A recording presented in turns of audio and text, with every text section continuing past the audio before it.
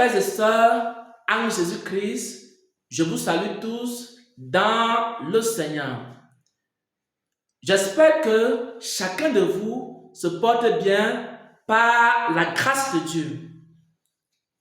Selon le calendrier grégorien, nous sommes en train d'entrer dans une nouvelle année. Nous sommes en train d'entrer dans l'année 2025. Et plusieurs d'entre vous, vous êtes fatigués de votre ancienne vie et vous voulez voir des changements dans vos vies en 2025. Plusieurs d'entre vous, vous êtes fatigués de la vie de péché et vous voulez mener une vie de sainteté en 2025. Plusieurs d'entre vous êtes fatigués de faiblesse et vous voulez vivre dans la puissance de Dieu en 2025. Alors, écoutez attentivement ces paroles, écoutez attentivement ce message, parce que j'ai beaucoup de secrets à vous communiquer et beaucoup de conseils à vous donner, et aussi, je vais partager avec vous un témoignage dans cette vidéo. Le premier secret, lorsque quelqu'un veut voir un changement dans sa vie, il doit prendre des résolutions. Je vous en supplie, frères et sœurs en Christ, soyez très attentifs à ce message. Il y a une personne qui est venue dans l'assemblée en cette année 2024. La personne est venue et il y avait beaucoup de problèmes dans sa vie. Et la personne a pris des résolutions. Et depuis que la personne avait pris des résolutions, alors le Seigneur a commencé à faire un travail dans sa vie. Et aujourd'hui, nous voyons des changements dans la vie de la personne. À partir de cette expérience et à partir d'autres expériences, j'ai compris une chose. Il ne peut pas avoir de changement dans la vie d'un homme. Il ne peut pas avoir de changement dans la vie d'une femme. Il ne peut pas avoir de changement dans la vie d'un serviteur de Dieu, dans la vie d'une servante de Dieu, dans la vie d'une église. Si la personne, si le serviteur, ou alors si l'église ne prend pas des résolutions. La résolution est le commencement du changement dans la vie d'une personne. Tant que tu continues à faire les mêmes choses, tu verras toujours les mêmes résultats dans ta vie. Tant que tu continues à faire les anciennes choses, tu verras les anciens résultats dans ta vie. Il n'y aura aucun changement. Lorsque tu vas te décider, lorsque tu vas prendre des résolutions, de faire des choses nouvelles, d'avoir une nouvelle attitude, d'avoir un nouveau comportement, d'avoir un nouveau caractère, d'avoir une nouvelle histoire avec Dieu, c'est alors que ta vie va commencer à changer. Mon frère, ma soeur, la première chose que je peux te dire, c'est que tu as besoin de prendre des résolutions en ce mois de décembre, en ce juin. Tu as besoin de prendre des résolutions. Avant de continuer à partager la parole qui concerne les résolutions, j'aimerais que nous puissions fonder ceci dans les Saintes Écritures. 2 Timothée 3, à partir du verset 10, il est écrit. C'est l'apôtre Paul qui s'adresse ici à Timothée. Et il lui dit ceci. Pour toi, Timothée, tu as suivi de près mon enseignement. Tu as suivi de près ma conduite. Tu as suivi de près mes résolutions. Tu as suivi de près mes résolutions. 2 Timothée 3 au verset 10. L'apôtre Paul était un apôtre qui prenait beaucoup de résolutions. L'apôtre Paul était un serviteur qui prenait beaucoup de résolutions devant Dieu.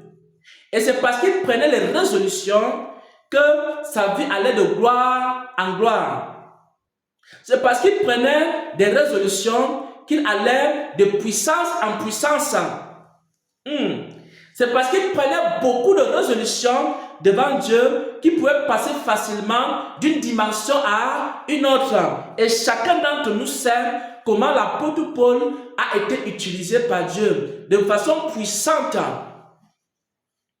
C'est pourquoi personne ne peut voir sa vie changer s'il ne prend pas des résolutions. Maintenant, voici ce que le Seigneur m'a dit en ce qui concerne les résolutions. Pendant que j'étais en train de prier tout à l'heure, il m'a fait comprendre qu'il y a des personnes qui ne s'en sortent pas. Il y a des personnes qui ont pris des résolutions, mais ils ne tiennent pas à leurs engagements. Il y a des hommes et des femmes qui prennent souvent des résolutions, mais ils ne tiennent pas à leurs engagements. Bien-aimés, lorsque vous voulez prendre des décisions, lorsque vous voulez prendre des résolutions pour servir Dieu, pour connaître Dieu, pour passer à une autre dimension, il ne faut pas faire cela par des émotions. Il faut vous asseoir et commencer à calculer la dépense. Et commencer à calculer la dépense. Le Seigneur Jésus a dit ceci. Si quelqu'un veut bâtir une tour, si quelqu'un veut bâtir une maison, il doit d'abord faire quoi? Il s'assoit d'abord. Il s'assoit d'abord. Il calcule la dépense. Il calcule la dépense. Tu veux une vie de prière. En 2025, il faut que tu t'asseyes, que tu calcules la dépense, que tu saches qu'est-ce que la vie de prière va te coûter. Il y a parfois ta vie de prière va te coûter également plus d'heures dans la présence de Dieu. Parfois, tu es obligé de te débarrasser de certaines distractions dans ta vie. Peut-être que tu passais beaucoup plus de temps dans les réseaux sociaux. La vie de prière va te coûter quoi? La déconnexion. Tu seras obligé d'être déconnecté pour passer plus de temps dans la prière. Il y a des hommes, par exemple, qui veulent vivre dans la sanctification en 2025. Il ne faut pas prendre des résolutions par les émotions. Assois-toi mon frère, assois-toi ma soeur. Commence à calculer la dépense. Commence à calculer la dépense. Commence à calculer la dépense. Tu veux avoir une vie de sainteté. Dis-toi, la vie de sainteté, ça exige que je fasse telle chose, telle ou telle chose. Tu calcules la dépense. Tu calcules la dépense. Il y a des hommes et des femmes qui ont pris des résolutions. Ils n'ont jamais tenu à ces résolutions. Ils n'ont jamais tenu à ces engagements parce qu'ils n'ont jamais calculé la dépense.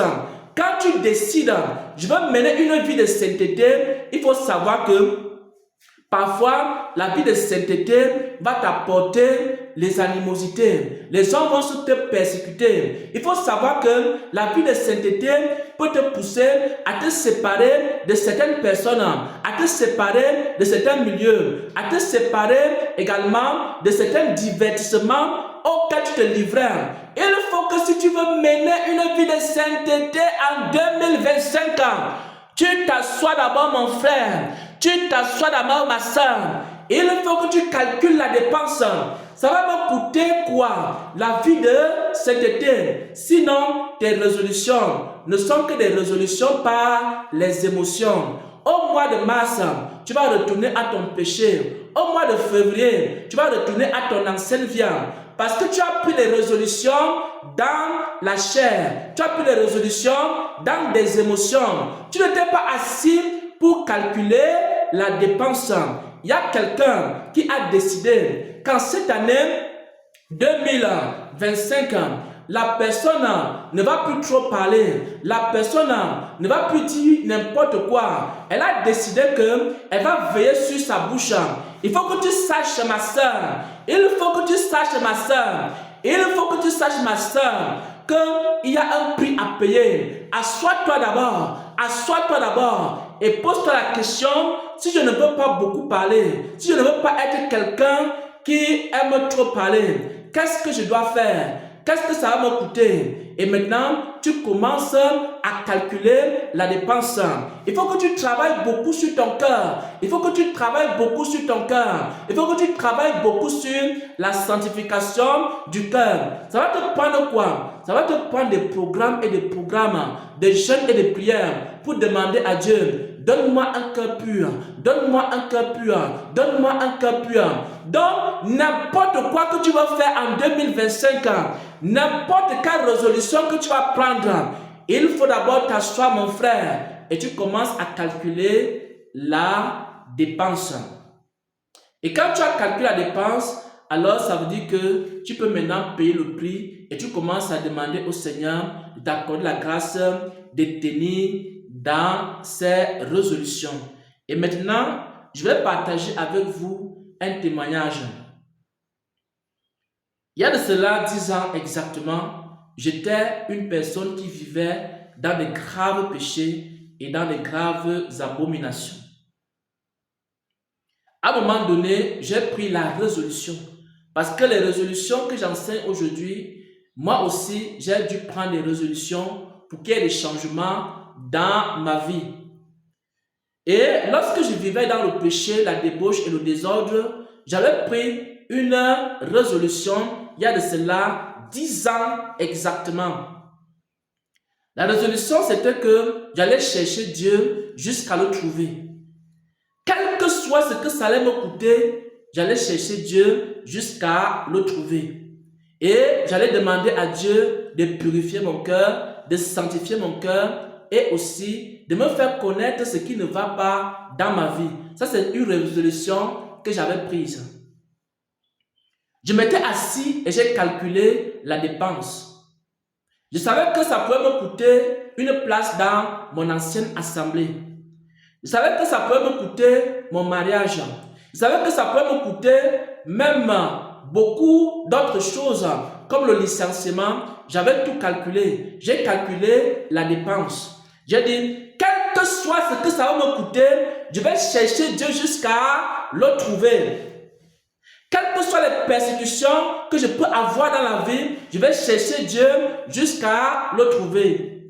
Même si cela a un impact sur mon mariage, même si ça a un impact sur ma vie conjugale, je vais chercher Dieu jusqu'à le trouver. J'ai pris des résolutions et j'ai calculé la dépense. Alors, j'ai commencé à chercher Dieu. J'ai commencé à chercher Dieu encore et encore. Dans le jeûne et la prière, nous étions le 1er janvier 2015. Il y a de cela 10 ans exactement. J'ai commencé à chercher Dieu dans le jeûne et la prière et à calculer la dépense. Et alors, j'ai cherché Dieu encore et encore, encore et encore, encore et encore, encore et encore, encore et encore. Tout ceci part de quoi? D'une résolution. Et parce que j'avais pris une bonne résolution et que j'avais calculé la dépense, le Seigneur a été avec moi. Le Seigneur a commencé à se révéler à moi. Le Seigneur a commencé à me sanctifier. Le Seigneur a commencé à m'enseigner. Le Seigneur a commencé à m'éclairer. Le Seigneur a commencé à me montrer également sa face.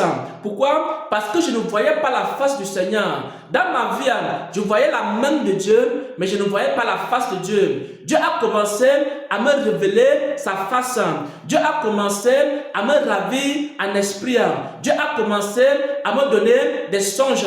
Dieu a commencé à me donner des révélations. Dieu a commencé à me former. Dieu a commencé à m'aider. Dieu a commencé à me parler de l'église. Dieu a commencé à transformer mon caractère. Dieu a commencé à changer mes habitudes, mon style de vie. Il a commencé à travailler dans ma vie encore et encore, encore et encore, encore et encore. Mon frère, ma soeur, mon histoire, ça peut aussi être ton histoire. Tu as besoin de faire quoi, mon frère? Tu as besoin de faire quoi, ma soeur? Tu as besoin de prendre une résolution. Il n'y a rien qui soit plus difficile pour Dieu. Tout est possible à Dieu. Il n'y a rien qui soit impossible à Dieu. Il n'y a rien qui soit impossible à Dieu. Dieu te demande en ce jour, prends une résolution. Prends une résolution. Ne prends pas la résolution comme les insensés dans les émotions. Ne prends pas les résolutions dans la chair. Prends la résolution et assois-toi et calcule. Je veux une vie de prière. Qu'est-ce que ça va me coûter? Je veux une vie de consécration. Qu'est-ce que ça va me coûter? Je veux une vie de jeûne. Qu'est-ce que ça va me coûter? Je veux passer à une autre dimension. Ça va me coûter quoi? Assois-toi et calcule. Assois-toi et calcule. Assois-toi et calcule. Calcule la dépense. Calcule la dépense. Calcule la dépense. Et quand tu as calculé la dépense maintenant, alors commence à prier. Commence à prier. Commence à chercher Dieu. Commence à le chercher dans la sainteté, dans la vérité, dans la pureté. Il va commencer à se révéler à toi. Et c'est comme ça que le Seigneur va changer ta vie. Voilà donc, bien-aimés frères et sœurs en Christ, ce que je peux partager avec le bien-aimé, ce que je peux partager avec le peuple de Dieu. Bien-aimé, ce n'est pas trop difficile pour que la vie d'une personne change. Je vous dis la vérité. Il y a des hommes et des femmes qui disent, ça fait des années que je veux changer, je n'arrive pas à changer. Ça fait des années que je veux être guéri, je n'arrive pas à être guéri. Ça fait des années que je veux passer à une autre dimension avec Dieu, je suis toujours sur place. Ça fait des années que je vis les mêmes choses, les mêmes situations, le même caractère, le même comportement. Et beaucoup sont découragés. Mais moi, je vous dis ce matin, bien-aimés frères et sœurs, en Jésus-Christ, il n'est pas difficile que la vie d'un homme change. Il n'est pas difficile que la vie d'une femme change. Il n'est pas difficile que la vie d'une église change. Le changement est la chose la plus facile pour Dieu. Dieu peut changer ton histoire en un mois. Dieu peut changer ton histoire en 2 mois. Dieu peut changer ton histoire en 1 an. Dieu peut réécrire ton histoire en très peu de temps. Mais tu as besoin de faire quoi? Tu as besoin de prendre des résolutions. Tu as simplement besoin de prendre des résolutions. Mais quand tu prends les résolutions, ne prends pas les résolutions comme les insensés. Ne prends pas les résolutions comme les insensés. Les insensés prennent les résolutions, mais ils ne calculent pas la dépense. Assois-toi mon frère, assois-toi ma soeur. Commence à te dire, je veux avoir ceci en 2025. Je veux passer à quelle dimension en 2025. Je veux avoir tel niveau de relation avec Dieu en 2025. Il faut maintenant que je sache, qu'est-ce que ça va me coûter? Si tu ne sais pas ce que ça va te coûter, demande à un serviteur de Dieu. Il va te dire.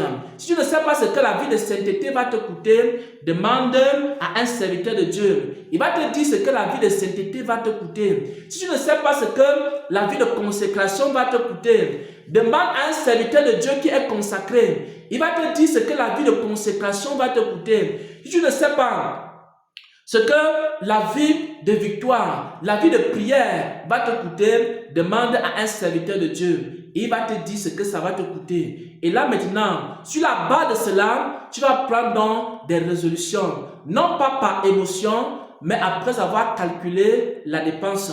Et quand tu le fais maintenant, alors tu vas voir que tu ne vas plus jamais, ta vie ne sera plus jamais la même, mon frère. Ta vie ne sera plus jamais la même, ma soeur.